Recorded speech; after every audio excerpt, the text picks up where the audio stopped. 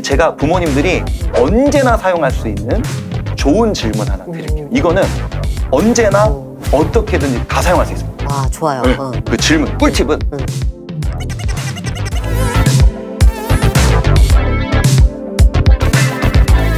저는 이 마지막 질문을 하면서 저는 신뢰와 은혜를 생각을 했고 목사님은 어떻게 이 아이들과 대화할 수 있을까? 다른 건 맞았는데 요 네 번째는 조금 다른 것 같아요. 네. 근데 다 또 어떤 맥락에서는 맞는 것 같아요. 이 자녀랑 나와의 이 대화가 되려면 어느 정도 부모에 대한 신뢰도 필요한 것 같거든요. 그렇다면 그 부분에 대해서 목사님이 이 청소년 사역을 하면서 어떻게 이 아이들과 공감을 하고 네. 어떻게 신뢰를 얻어낼 수 있는지에 대해서 한번 말씀해 주시면 좋을 것 같아요. 부모님과 자녀가 청소년 시기에 신뢰를 얻게 되려면 네. 아까 말씀드린 것처럼 자녀는 부모님으로부터 존재 자체로 사랑받고 싶어 하거든요. 그러니까 엄마는 내가 영어를 잘해서 나를 좋아하는 거야? 아니면 성적과 상관없이 내가 좋은 거야? 너무 어리석은 질문이죠. 부모는 당연히 자녀가 존재 자체로 사랑스럽고 예쁘죠. 하지만 우리가 조금 학구열이 심하다 보니까 네. 대한민국 부모님들이 이제 입시에 대해서 좀 많이 예민하시다 보니까 아이들이 이 중심을 몰라주고 또 오해하는 거예요. 또 때로는 아이 입장에서 보면은 오해할 만 하기도 한 것 같고. 그렇죠. 그럴 때도 많죠. 엄마 아빠 네. 입장에서는. 네. 그러니까 네. 우리가 아이의 어떤 아이가 만들어내는 결과물이 아니라 너의 존재 자체에 관심이 있다라는 것을 계속 표현해 주시고 그런 나눔이 이루어지는 게 중요하다고 보는데요. 저는 그것이 대화라고 생각해요. 어떤 대화를 하느냐. 근데 대부분 우리나라의 청소년 가정들은요. 행동에 대한 대화가 많거든요. 네. 대화라는 거는 질문하고 답하고 오고 가는 게 대화잖아요. 그러니까 어떤 질문을 하느냐에 따라서 어떤 대답이 오느냐가 다른 건데 부모님들의 질문이 대체로 행동에 대한 질문들이에요. 예를 들면 학교 몇 시에 끝나니? 행동이죠. 끝나고 학원으로 바로 가니? 학원은 몇 시에 끝나니? 저녁은 누구랑 먹니? 아이고. 독서실 갔다 몇 시에 올 거니? 엄마가 과일 깎아주면 먹을 거니? 다 모든 것들이 다 행동에 대한 거예요. 그런데 조금 우리 아이들의 행동보다도 마음의 관심을 좀 가져주시면 어떨까 싶은 것 같아요.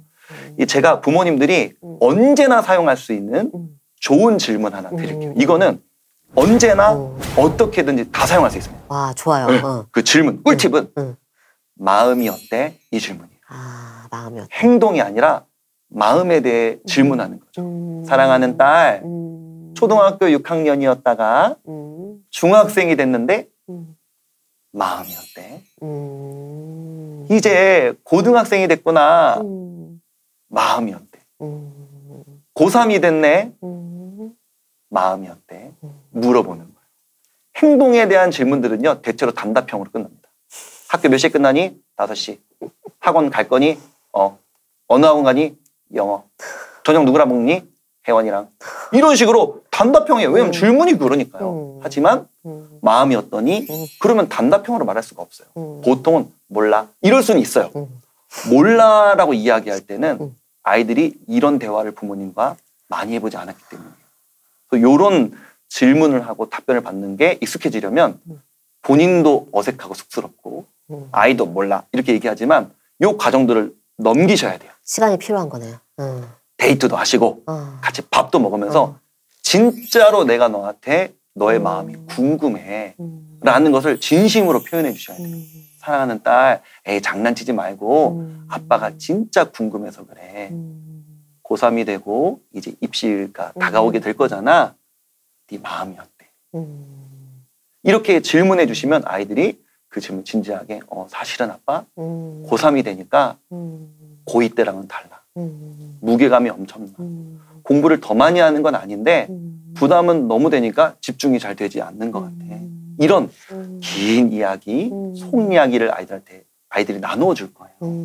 그런 대답을 우리가 들을 수 있도록 이런 대화가 가정 안에서 오고 갈 때 자녀들은 엄마 아빠가 내 마음에 관심이 있구나. 그런 걸 보니 내가 결과를 내는 영어 점수 3등급, 국어 점수 2등급, 인서울이냐, 스카이냐에 우리 엄마가 관심이 있는 것보다 지금 나의 마음 자체, 나의 존재 자체에 우리 엄마 아빠는 관심이 있구나 라고 아이가 느끼게 된다면 부모님을 향한 신뢰를 잃지 않을 것 같아요. 근데 목사님 이거는 당장 안 될 것 같은데 듣는 부모들 생각할 때 이거 금방 될까? 나부터 어색할 텐데 그러나 사실 관심 있는데 성적에 이럴 수도 있을 것 같아요. 지혜롭게 숨기셔야죠. 지혜롭게 숨겨. 이거 이렇게 숨기셔야 됩니다. 관심 없는 부모가 어디 있겠어요. 그러니까요. 저도 지금 막 저희 초등학교 3학년인데 막 받아쓰기 엄청 관심 있어요. 하지만 아내랑 늘 이야기해요. 계속 밤에 이야기하면서 여보, 우리 내일 우리 딸 받아쓰기야. 절대로 결과 물어보지 말자. 아이가 말할 때까지 결과를 듣고도 놀라지 말자. 너무 좋아하거나 또 너무 실망하지 말자. 또 다른 애들 몇 점이냐고 물어보지 말자.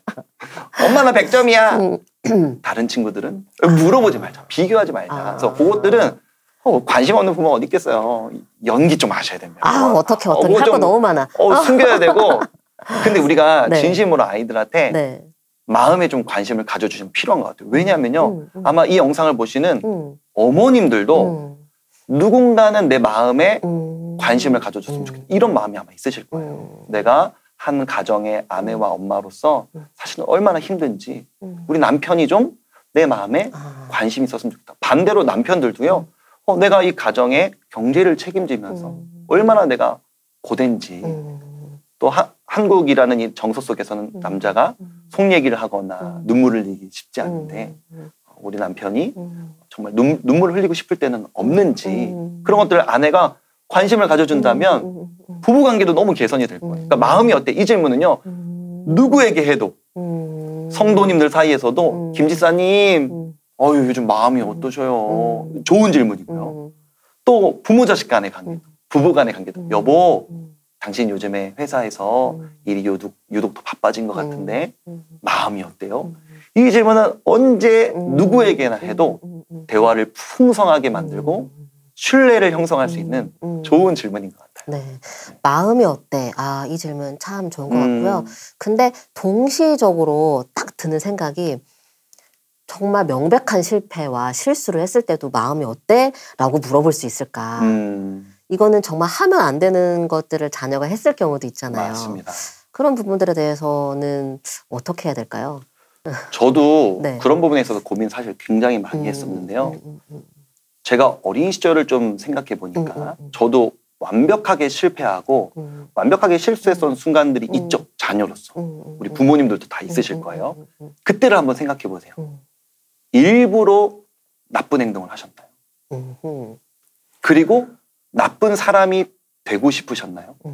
아니에요.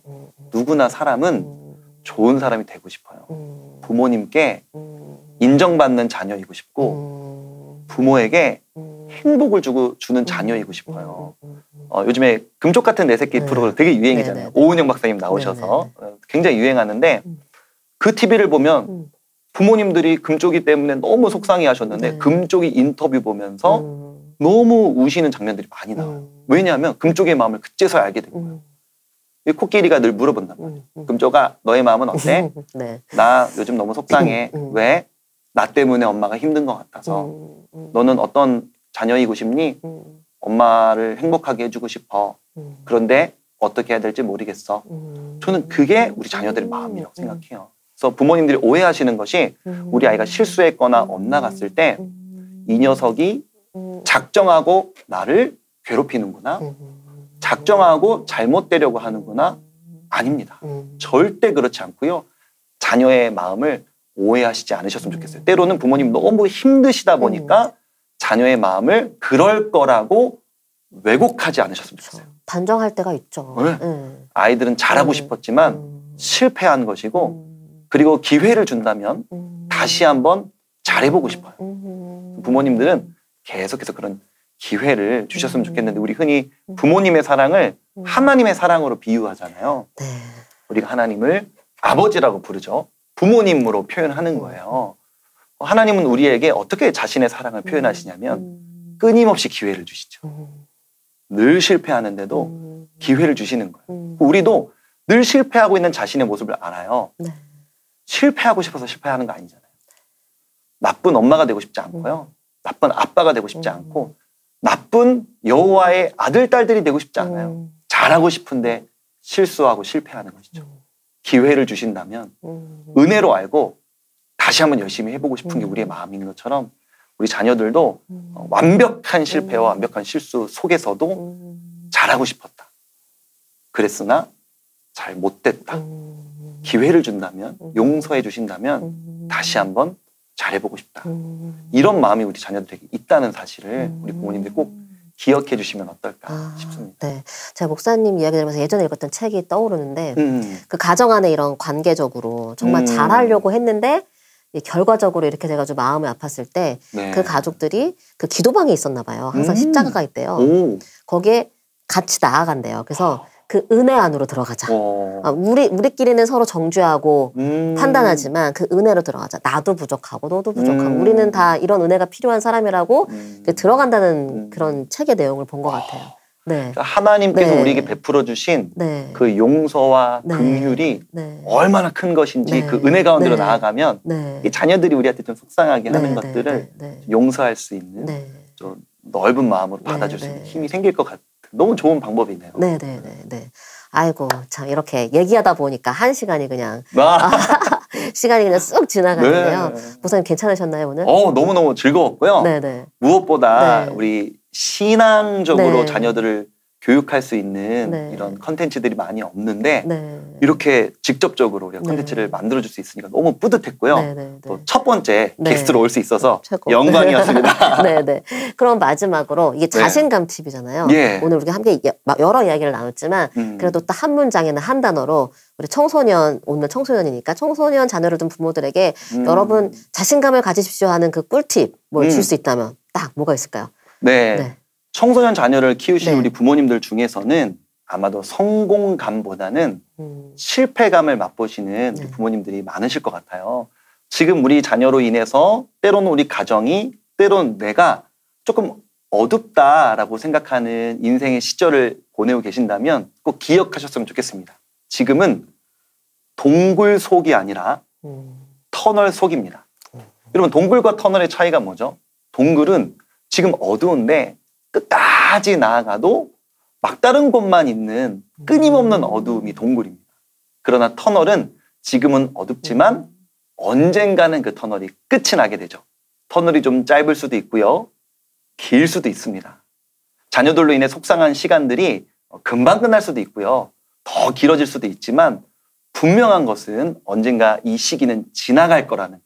또 하나님께서 우리를 힘들고 또 성장하는 시간들도 있도록 하셨지만 언젠가는 회복시키시고 더 큰 은혜로 채우실 것이라는 기대와 소망을 가지고 자신감 가지시고 다시 한번 우리 자녀들을 위해서 기도의 자리로 나아가시는 우리 부모님들 되시기를 진심으로 소망합니다. 와, 너무 감사합니다. 오늘의 자신감 단어 동굴이 아니라 터널 여러분 다 기억하시죠? 네, 언젠가 끝이 납니다. 청소년 자녀 우리를 성장하기 위해서 하나님 주신 선물이고요.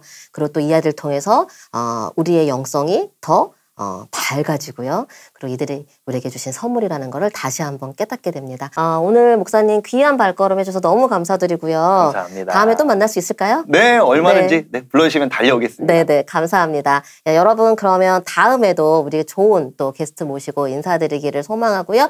오늘 함께 해주셔서 감사합니다.